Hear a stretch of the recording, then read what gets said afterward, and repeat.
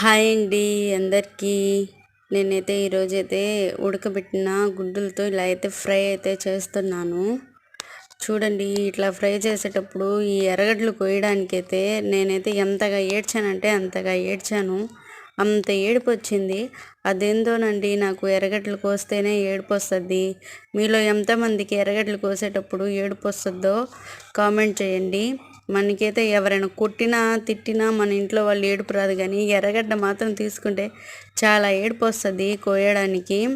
అలాగైతే చిన్నగా అయితే తరిగి పెట్టుకొని ఫ్రైలో అయితే వేసాను. అదే పసుపు, ఫస్ట్గా అయితే పసుపు అట్లాగేసాను నూనెలో. అలా వేసిన తర్వాత ఈ ఎర్రగడ్డలు కూడా అది కోడిగుడ్లు బయటికి తీసేసి ఎర్రగడ్డలు అయితే వేసేసాను.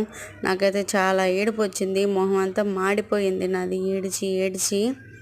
ఇంతే ఫ్రెండ్స్ ఈ వీడియో. మీకు కానీ నా వీడియో నచ్చినట్టయితే లైక్ చేయండి, సబ్స్క్రైబ్ చేసుకోండి. బాయ్ ఫ్రెండ్స్ అందరికీ, బాయ్ బాయ్.